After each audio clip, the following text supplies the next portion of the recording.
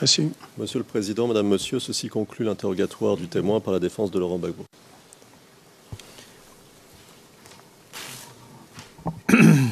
Thank you very much. Le juge président, je vous remercie.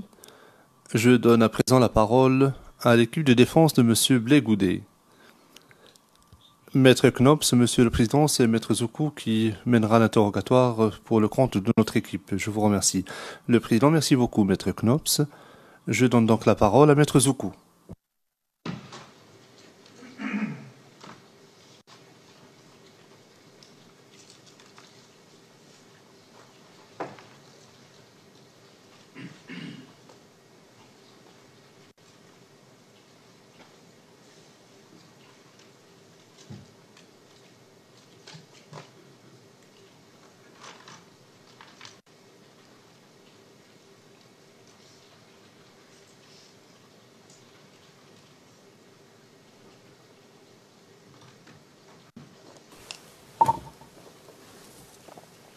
Bonjour, mesdames et messieurs de la Cour. Bonjour, monsieur le témoin. Bonjour. Je me présente, je suis maître Zoukou Seri, avocat au barreau de Bruxelles et membre de l'équipe de défense de monsieur Charles Blé Goudet, ici, derrière vous. Je suis également ivoirien, comme vous. Merci. Content de vous voir. Également. Monsieur le témoin, nous avons besoin de quelques précisions. Et je vous inviterai donc à être concis, précis, comme moi-même je vais essayer de l'être. Ainsi, vous serez libéré plus tôt. Merci. Alors, monsieur le témoin, hier, dans votre audition par le procureur, le bureau du procureur vous avait demandé si du personnel qui était attendu au Baza était arrivé.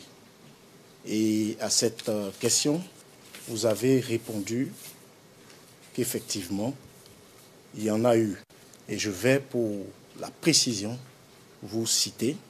Il s'agit donc du transcript en temps réel d'hier, à la page 54. Et il s'agit des lignes 1 à 7.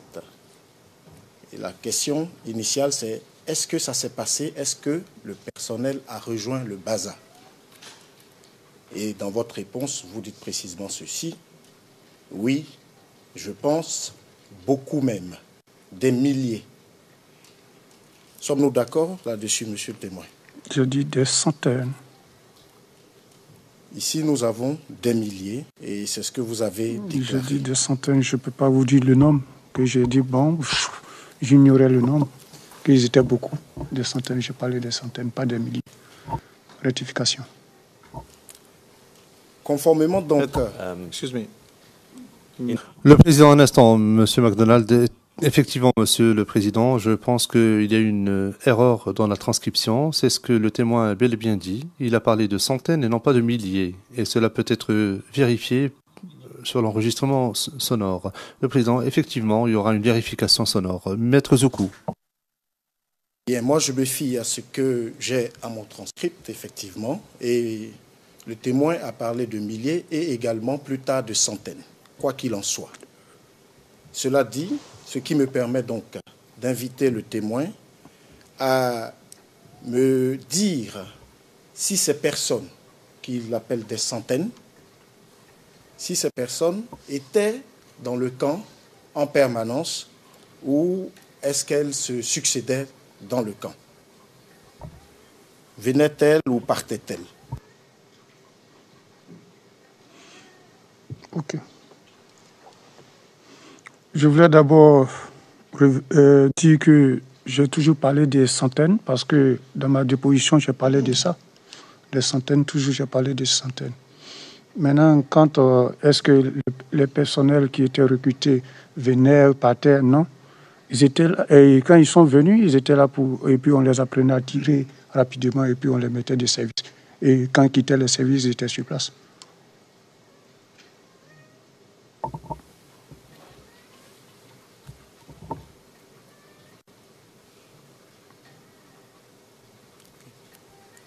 Alors, ces centaines de personnes, admettons le même.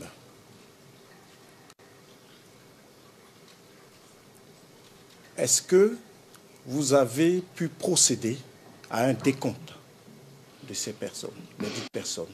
Et si oui, par quels moyens? Décompte, c'est-à-dire le nombre. Non, je vous ai dit, je ne peux pas vous dire un nombre parce qu'ils étaient des centaines, ça dépassait 200, 300.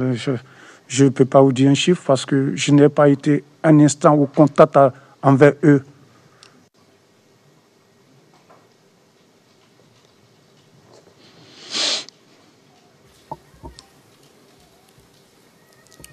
Monsieur le témoin, le bazar en lui-même, combien d'hommes comporte-t-il? Je ne connais pas le nombre, mais nous étions beaucoup parce que moi, je vous ai dit que je suis arrivé en faveur de ma spécialisation après le CA1 en 2006. Sinon, j'étais du 1er bataillon. C'est du 1er bataillon, je suis allé à Daloa pour la mission. Je suis quitté pour venir faire mon stage. Et puis après l'admission, au lieu de retourner à Daloa, on m'a envoyé à San Pedro. Donc même, je ne me suis pas assis un instant, même en temps libre, réel, même au bazar comme ça. Donc je ne peux pas savoir le nom, même si j'étais... ce nom même, c'est au chef de connaître. C'est ça. Et les cantonnements du bazar, Ouais. combien de personnes pouvaient-ils accueillir? Cantonnement, c'est-à-dire, soyez précis, soyez concis. L'espace qu'occupe le bazar pour accueillir du personnel, et notamment les militaires comme vous, les docteurs, etc. Au bazar, nous avons deux bâtiments. Et puis, il y avait un en construction, qui était sous forme d'étage. Ils avaient commencé en étage, qui était en construction. Voilà. Sinon, ce qui était fonctionnel, il y avait deux bâtiments. Et le PC plus le foyer qui était jumelé, chose qu'on appelle le magasin d'armes. Il y avait le garage qui était là. Il y avait le réfectoire. Il y avait le garage fermé. Voilà. Il y avait tout ce qui était là.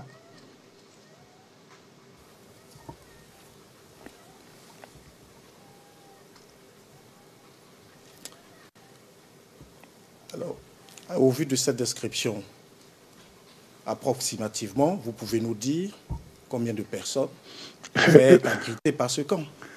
Écoutez, je ne peux pas vous dire combien de personnes, parce que les chambres que nous avons, les cadres ne dormaient pas là. Hein. Les cadres ne dormaient pas là. Même les stagiaires, même que nous étions, on était censés dormir là, mais certains rentraient chez eux. Puisque le stage était arrêté un moment, chacun vient, s'il n'est pas de service, le soir, il rentre chez lui. Mais moi, comme moi, chez moi, j'étais à Daloa, moi, j'y restais tout le temps, ce que je vous ai dit.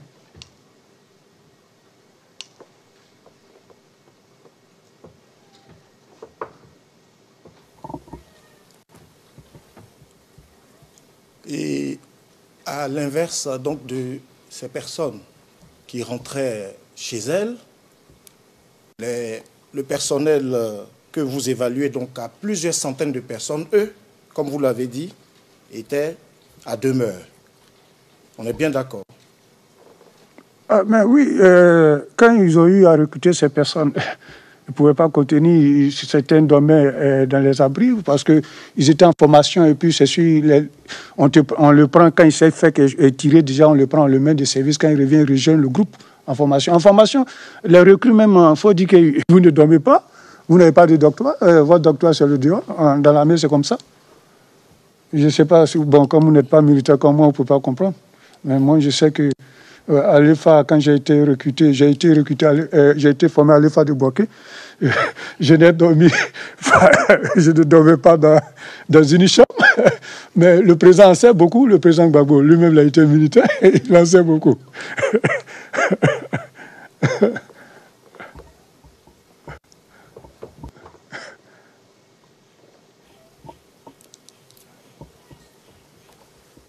Il est vrai que je ne suis pas militaire, mais j'ai l'honneur d'appartenir à une famille où il y a pas mal de corps habillés. Ah, ben d'accord, ok. Donc vous en savez plus.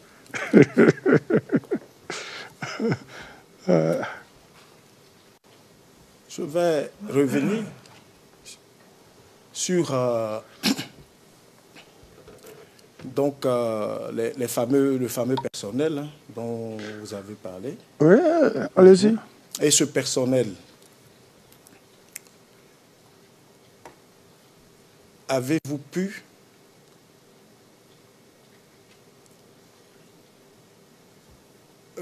identifier un certain nombre d'entre eux? Avez-vous pu, pouvez-vous me dire, par exemple, me citer le nom de l'un ou l'autre?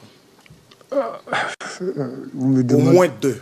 Vous me demandez une plus difficile que des gens qui sont arrivés, tu n'es pas en contact avec eux, comment tu peux les connaître, tu peux citer un nom. Mais je sais, moi je te le dis, j'ai vécu les faits.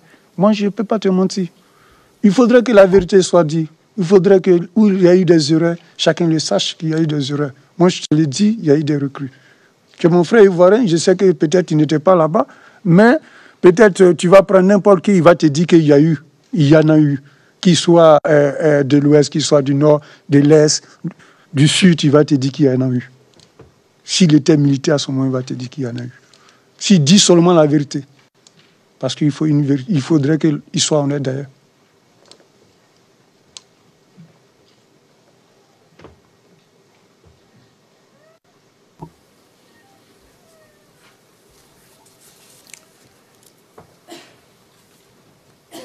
Donc vous dites que vous n'aviez pas de contact avec ces personnes, que vous n'êtes pas en mesure d'en citer un ou deux. Dans quelle mesure parvenez-vous à affirmer la provenance de ces recrues? Écoutez, moi-même j'étais là. Comment je peux dire, des gens qui sont arrivés devant moi, tu vas me dire comment je peux affirmer les arrivées. Ah, vraiment.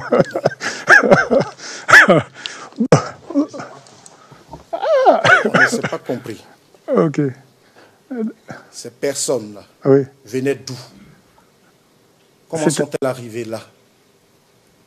Bon, moi je ne sais pas d'où ils venaient, mais je pense que après le recrutement, moi ce que je sais, après le recrutement, le rassemblement qui se fait, je pense c'est à l'état-major, où ils allaient se faire recenser et puis on les convoyait dans les différents camps. C'est à l'état-major, ça se passait.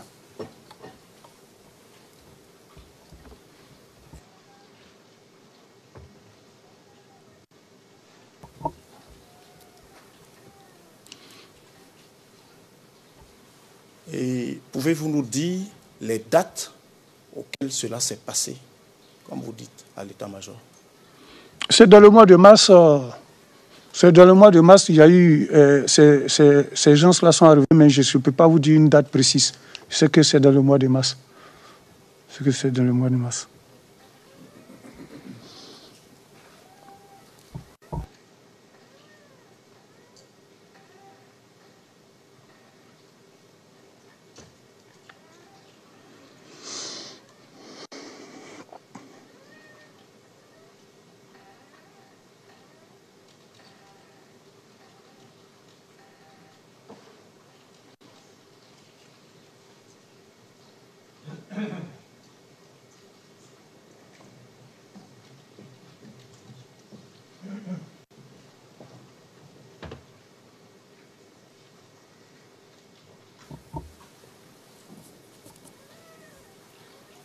Donc, monsieur le témoin, si j'ai bien compris, vous ne pouvez pas préciser la date de l'enrôlement ni les conditions d'enrôlement de ces personnes.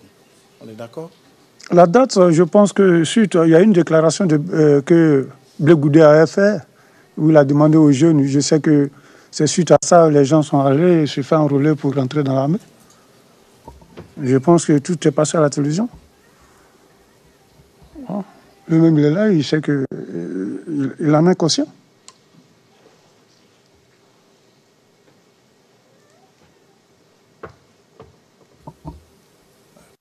Comme c'est à vous que je pose la question, c'est à vous de me dire à quelle date il aurait lancé cet appel. Je vous ai dit Vous que n'êtes pas je... obligé de dire oui, que vous le savez. Hein.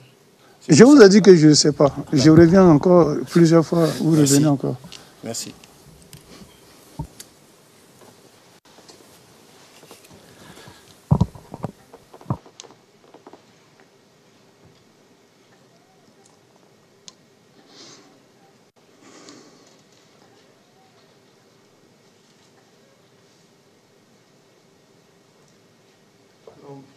Voilà. Monsieur le témoin, je vais également vous demander des précisions sur la question de la somme d'argent qui était par devers vous. Merci.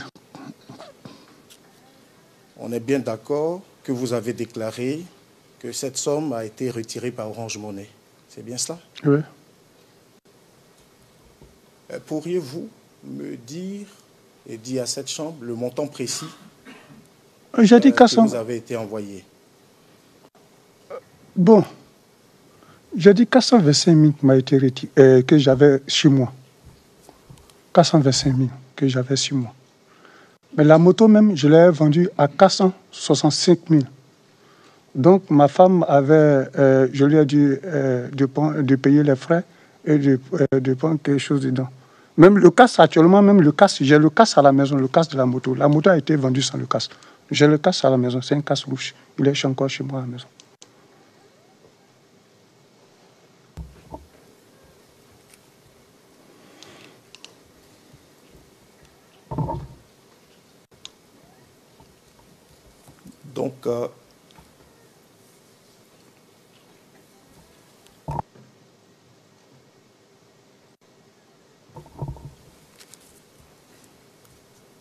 Donc les 425 000 sont issus de la...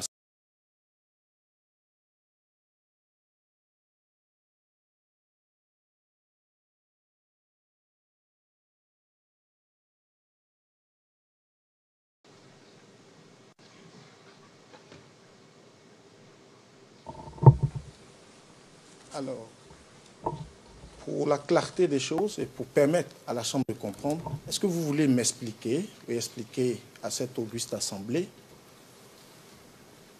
comment s'opère le mécanisme par lequel vous avez reçu cet argent? Est-ce que vous pouvez expliquer?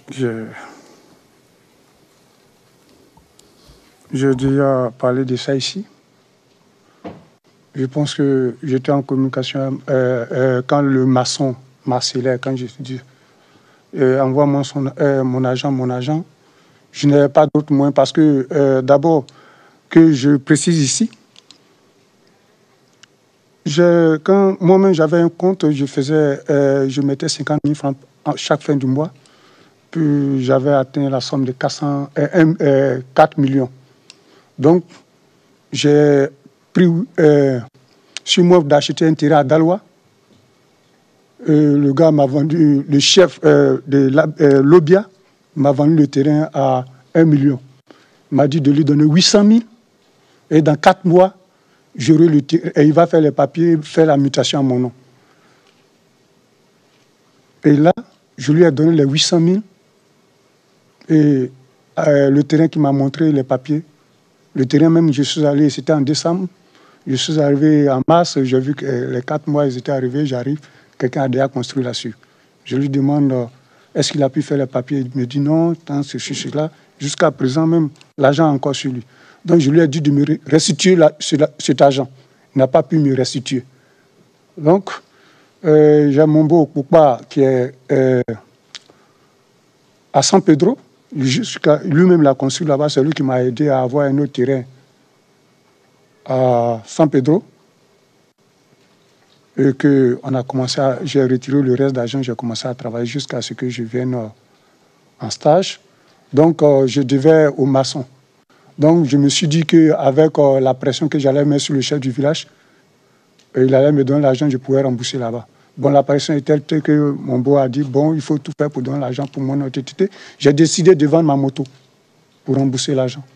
Et que j'étais déjà en stage, c'est à ce moment-là, puisque le coup de fil venait de partout. Le gars avait besoin de son argent, ceci, cela. Donc j'ai décidé de vendre ma moto. Mais je vous précise que le chef du village de Lobia Daloin ne m'a pas encore donné mon argent. En 2013, j'ai même poursuivi cette affaire. Quand c'est arrivé devant le procureur a dit « c'est trop sensible, je ne peux pas mettre un chef du village en prison ». Mais 800 000 sont encore là-bas.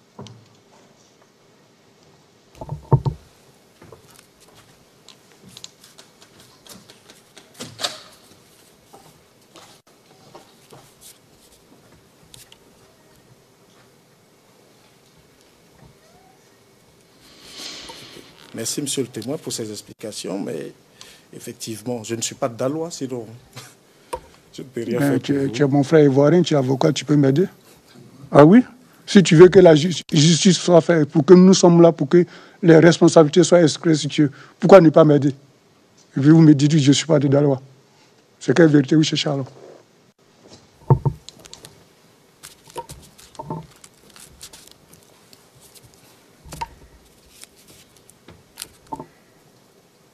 Je vous remercie. Ne vous inquiétez pas. Je m'inquiète parce que de ta réponse déjà. Oh, le message est passé en Côte d'Ivoire. Donc voilà. Ne vous inquiétez pas. Tout le monde le sait et le chef va faire ce qu'il faut. Alors, monsieur le témoin, donc pour revenir à cette somme d'argent, si la Chambre, et par le biais de la défense notamment, ou en usant de ses pouvoirs, demandait de fournir les éléments, notamment le numéro ou les numéros qui ont servi à cette transaction, serez-vous en mesure de le faire? Your Honors. Monsieur McDonald, s'il vous plaît. Monsieur le Président. Le Président, on pourrait peut-être avoir la fin de la question d'abord. Je ne sais pas du tout, Monsieur McDonald, mais la question est terminée, je la connais. Le Président, vous la connaissez peut-être, mais en tout cas, elle n'est pas terminée, elle n'est pas encore au compte-rendu. Alors, s'il vous plaît, Maître Zoukou, terminez votre question.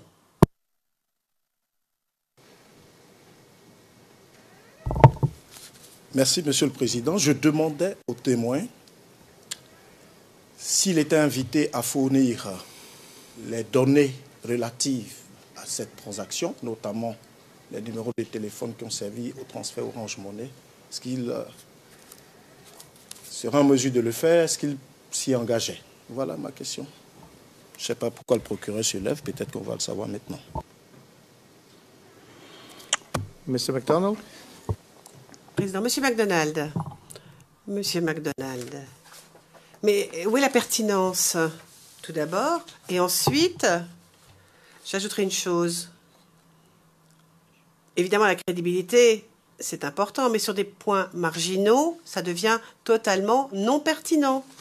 Ce qui nous intéresse, ce sont les faits essentiels. Il ne sert à rien de donner ce type d'informations, et de toute façon, si la Chambre autorisait tout cela, je pense que les informations données devraient être données à huis clos partiel. Parce qu'on n'est pas en train de parler d'un casier judiciaire ou quoi que ce soit. Ça n'a vraiment pas grand-chose à voir avec les questions qui nous intéressent. Le Président, je suis d'accord, cela n'a aucune pertinence par rapport à l'affaire. Donc, je n'autorise pas la question. Poursuivez. Monsieur le Président, je vous comprends, mais je suis en mesure d'expliquer la pertinence et je vais terminer là-dessus sur un point qui est important. Donc, si le témoin peut se retirer 1 minute, je vais vous expliquer. C'est très important. No, it's ruled. Le Président, non mais la décision est prise, c'est trop tard, c'est fait. Poursuivez votre interrogatoire. Président, une correction. Je peux expliquer devant le témoin si vous le voulez, comme ça. Monsieur le Président, juste une correction sur le transcript avant que M. Zoukou ne commence, si vous permettez.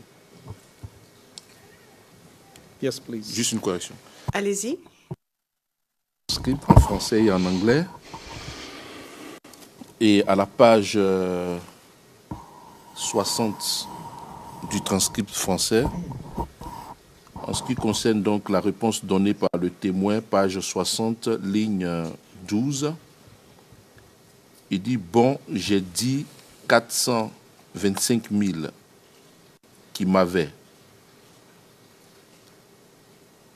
Et à la ligne donc 13, il dit « Mais la moto même, je l'ai vendue à 465 000 donc. » Donc 465 000 donc. Dans le transcript anglais plutôt, de ce jour, toujours, page 56, ligne 10, à 11, il est écrit plutôt 400 and something. Donc, si je comprends bien, ça veut dire 400 et quelque chose. C'est juste la précision, il a dit 465 000. Ce n'est pas tout à fait la même chose. 400 and something. Mais en français, c'est plus précis, c'est 465 000.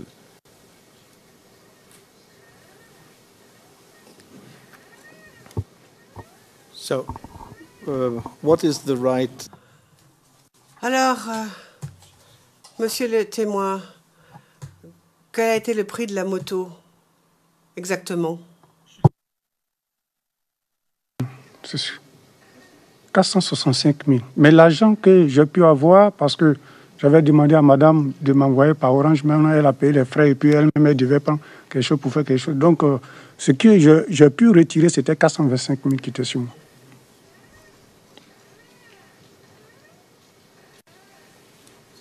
And when did this happen? Et c'était quand? Pouvez-vous nous dire quand c'était? À quel moment? J'étais à Kakro. C'est un élément de la JMM qui était là-bas qui a fait le retrait pour moi. Yes, but can you? Oui. Mais pouvez-vous donner le mois, l'année? Je pense que c'est en novembre. November? Ouais. Novembre de quelle année? Oui, 2010. Okay. 2010. Okay. Thank you very much. Merci beaucoup, Maître Zoukou.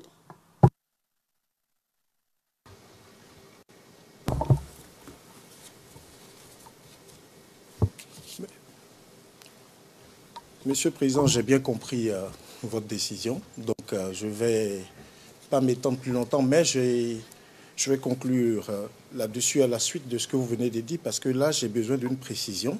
Je ne sais pas si c'est moi qui ai mal compris votre question. Le témoin viendrait-il de dire, disons la réponse, que c'est en novembre que cet argent, il a disposé de cet argent? D'accord. Well, my question was, when did you sell it? Ma question était à quel moment avez-vous vendu la moto? Je n'ai pas demandé quand est-ce qu'il a reçu l'argent. La question était quand avez-vous vendu la moto? Et la réponse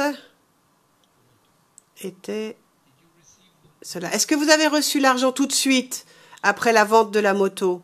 Ou est-ce que vous avez attendu? Je suis avant la moto et je n'ai pas duré, j'ai eu l'argent. J'étais à Kakro. Ok. Très bien.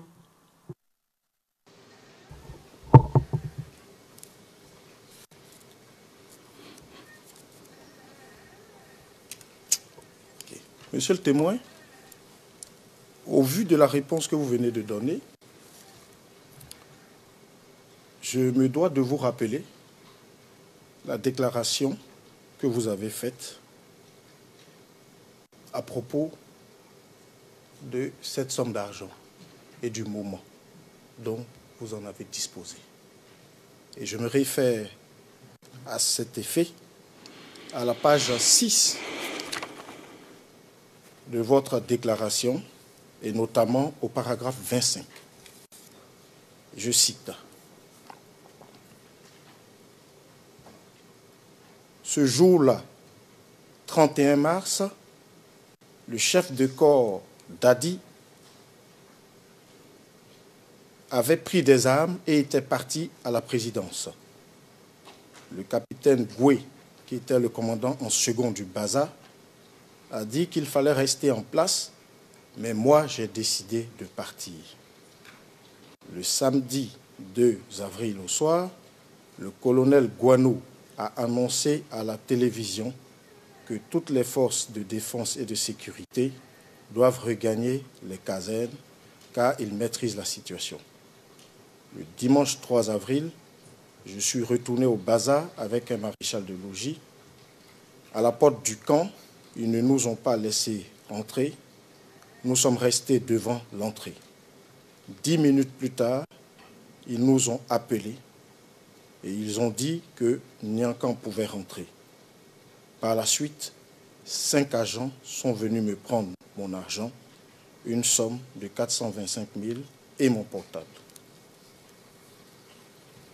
Monsieur le témoin, confirmez-vous cette déclaration? Oui, je la confirme. Je la confirme, mais je pense que j'ai eu l'occasion, pendant mon stage, depuis Auré lui-même, il est au BAS actuellement. Quand j'étais en 2015 allé faire mon BA1, je lui ai même dit de propre voix. Je lui ai même dit. Et je pense que j'ai fait part, après la crise, à mes chefs qui étaient au bazar, au capitaine Cablan, aujourd'hui commandant, à lieutenant Tagro, et tout ce qui s'était passé, je pense que... on a eu à discuter, ils m'ont demandé pardon.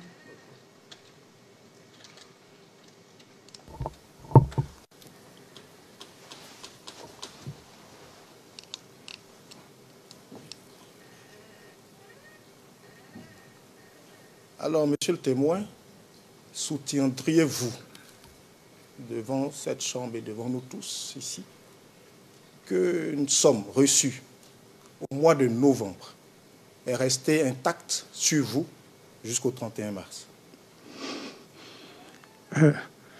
Je vous le dis et je vous le confirme. Moi, je suis un gars, je ne sortais pas. À Kakro, où on m'a amené là, de la manière où on m'a amené, c'est comme ça, ils sont allés me chercher. Vous pouvez vous renseigner. Au bazar, quand j'étais là-bas, je ne sortais pas, je ne partais pas en ville.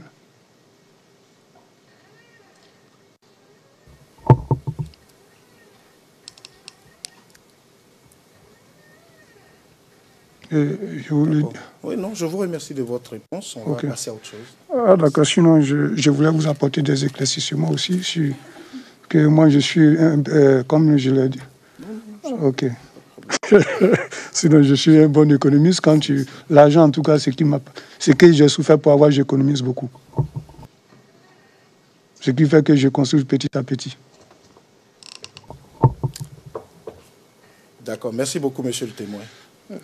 Alors... Je vous rappelle aussi que jusqu'à présent, quand je venais en mois de novembre, j'avais souscrit à l'opération Sophia. L'opération Sophia. Quand ils m'ont donné mon argent, ils m'ont donné, je pense, il y a 2 mois ou 3 mois, cet argent est là, 1 300 000. Je l'ai gardé, c'est elle dans ma maison, je suis venu. J'ai cherché une occasion pour aller faire mes travaux. Même 5 francs, je n'ai pas enlevé là-dessus. C'est pour vous dire que je ne joue pas à ce que je souffre pour avoir. Moi, je ne vole pas, je suis fier, et puis quand je gagne mon argent, je l'utilise à bon escient. C'est celui qui ne souffre pas pour avoir son... Il disperse comme il veut. OK. Mr. Witness, thank you. Président, OK, merci beaucoup. Enfin, nous devons quand même poursuivre votre interrogatoire. Allez-y, Maître Zoukou. Merci, monsieur le témoin. Je voudrais un élément de précision par rapport à Bobo et donc à cette mission au cours de laquelle vous avez rapporté ici qu'il y aurait eu un tir, donc votre dernière mission. C'est juste un élément de précision. Oui, allez-y. Voilà. Et il vous avait été demandé si vous aviez souvenance du nom du commandant des opérations ce jour-là. Et manifestement, vous ne vous en souvenez pas. Est-ce que vous retrouvez un souvenir à cet égard aujourd'hui? Jusqu'à présent, je pense que les gens m'ont demandé, j'ai dit je ne m'en souviens pas. Mais j'ai dit, c'est très facile de remonter les informations. Je viens d'abord. Il est très facile de... Péga, et puis ces jours-là, ils savent qui les a donnés les autres. Même s'ils sont là où vous les demandez, ils vont vous dire. Parce qu'eux-mêmes, ils ont été appelés dedans.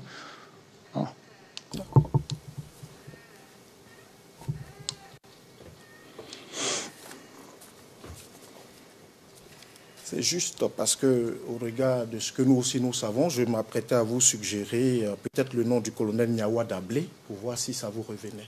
Bon, lui, je ne le connais pas, son nom aussi, bon. Voilà.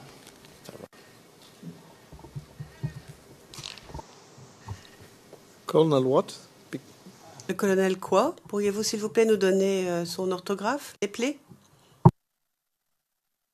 N-A-W-A, et puis plus loin, Dablé, D-A-B-L-E.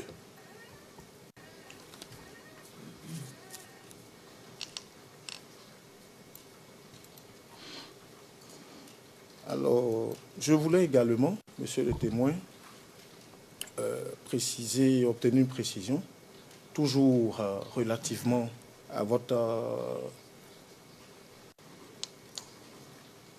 entretien avec le procureur. Lorsque vous étiez en train de chercher un repère, notamment une église, vous aviez commencé par énoncer un premier nom, et puis le président Laurent Gbagbo vous a fait une suggestion. Et vous aviez dit donc Saint-François Xavier. Je voulais savoir si c'était le nom que vous aviez en tête vous-même. Je sais que c'est ça, mais je ne me rappelais plus du nom, mais je sais que c'est Saint-François Xavier qui est là. Voilà. Saint-François Xavier. Oui, ça. Parce qu'il y a la pharmacie même qui est là, qui s'appelle Saint-François Xavier aussi. Pharmacie Saint-François, il y a l'église même qui est à côté. Le lycée n'est pas loin de là, le lycée municipal. Voilà. Tout ça. SOS aussi est dans le même secteur.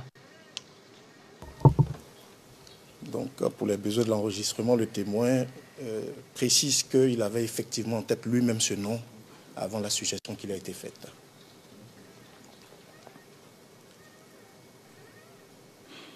Alors, monsieur le témoin, je reviendrai un peu à la question des armes et de votre appartenance donc à la grande famille des militaires ivoiriens.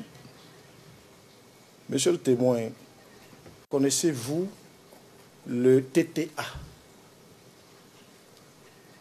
Le TTA. Est-ce que vous savez ce que c'est? TTA? Oui. C'est pas une arme? Non, non, je n'ai pas dit que c'est une arme. Je demande si vous savez ce que c'est que le TTA. Test toute arme? D'accord. I'm not sure I understood correctly. Monsieur McDonald, je ne suis pas certain d'avoir bien compris la réponse du témoin parce qu'elle a été dite extrêmement rapidement. Le président, oui, en plus, il parlait en même temps. Donc, monsieur le témoin, qu'avez-vous dit en réponse à la question posée par le Conseil de la Défense à propos de la signification de TTA? Vous savez ce que c'est? On le dit dans notre jargon là-bas, hein, TTA, quelqu'un qui est réglementaire, ou bien test tout ça.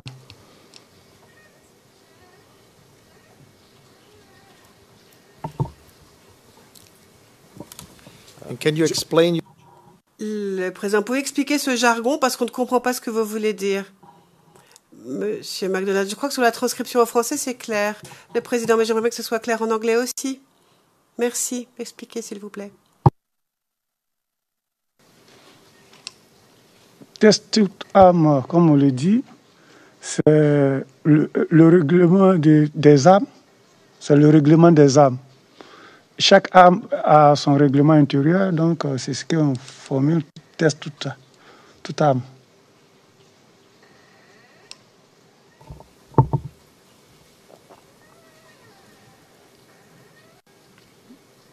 Donc, monsieur le témoin, dans le texte toute arme, il comporte donc le règlement, effectivement, et je vous le confirme également. Est-ce que vous pouvez indiquer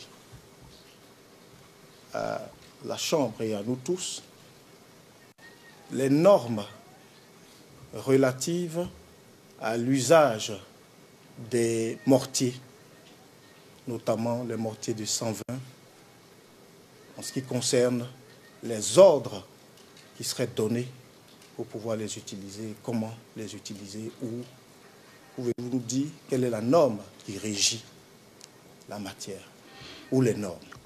Le test toute arme, moi-même, on me parle de ça, on parle de ça, mais moi, je n'ai pas encore eu.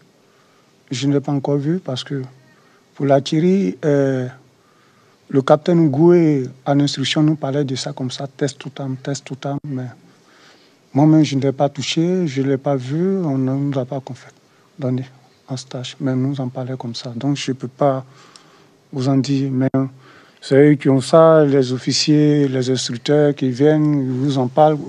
Globalement, comment ça se passe? Ce qui est dit dans le livre, globalement, c'est une idée approximative.